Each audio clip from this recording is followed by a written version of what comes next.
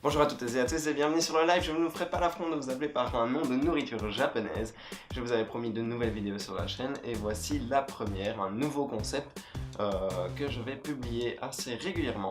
Des critiques, ou en tout cas mon avis personnel sur des mangas. On y va tout de suite. Bon, est-ce que vous pouvez me donner le rapport entre les pompiers, un sourire machiavélique et Excalibur? Ben il n'y en a pas à part pour Fire Force. Fire Force est donc un manga shonen de chez Kana sorti le 19 mai 2017 et disponible au prix de 5,45€, c'est donc un prix de lancement. Pour l'histoire, je vais essayer d'être concis pour ne pas vous spoiler. Donc une nouvelle maladie redoutable se manifeste, la combustion humaine. Shinra est une nouvelle recrue rejoignant une brigade Fire Force chargée de mettre un terme à ce phénomène. Shinra, que l'on appelle le démon, n'a qu'un seul rêve, devenir un héros et prouver à tous qu'il n'est pas un démon. Une histoire donc, comme vous pouvez le constater, qui semble assez intéressante. En tout cas, moi ça ne me dit rien. Je n'ai jamais entendu quelque chose qui se rapproche de ça. Alors bien sûr, on a les éléments habituels de shonen, du genre il veut devenir un héros, mais ça on y reviendra plus tard.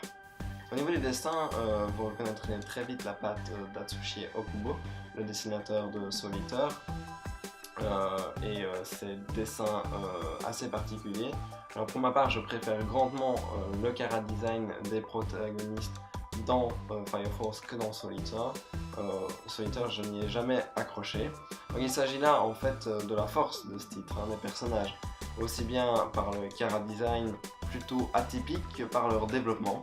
Malgré la quantité de personnages présentés dans ce premier tome, je n'ai ressenti aucune difficulté à les appréhender, car l'auteur les développe juste assez pour qu'on comprenne, mais qu'on ait quand même le désir d'en apprendre plus sur eux. Le point faible du dessin d'Okubo, c'est sans conteste les paysages.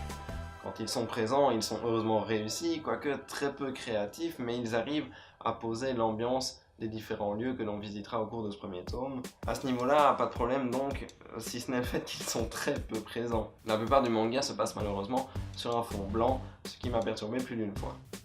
Au niveau de l'histoire, je vous le disais donc, elle suit les principes mêmes des shonen, principes habituels que l'on connaît tous, donc je ne vous ferai pas l'affront de vous les rappeler. En revanche, ici, on a droit à quelque chose, bien que la base soit commune, à quelque chose de bien plus créatif et imaginatif de la part d'Okubo, car l'auteur arrive à susciter l'intérêt dès le début, en notamment présentant dès les premières pages le phénomène de combustion humaine, qui est quelque chose d'assez novateur, bien sûr. Et plus tard, il va également introduire très rapidement les bases d'une intrigue sous-jacente aux événements du manga. Un mystère qui a façonné la vie de Shinra, notre protagoniste principal, et qui le ronge depuis des années et qui compte bien résoudre. L'univers, les personnages, leur aventure et la promesse d'un mystère de taille font de Fire Force un shonen de haut niveau qui vaut grandement le détour et que je recommande chaudement. Allez, merci à tous d'avoir suivi cette vidéo. Elle était plutôt courte, j'essaye un nouveau format, j'espère qu'il vous plaît. L'intérêt c'est bien sûr qu'il évolue, donc si avec les retours je me rends compte que ça vaut la peine de faire ça un peu plus long, eh bien je le ferai. Dans tous les cas, n'hésitez pas à donner un petit commentaire, votre avis sur la vidéo et à laisser un petit pouce bleu. Allez, on se retrouve très vite. Jane! Keep watching anime. Jane! Jana!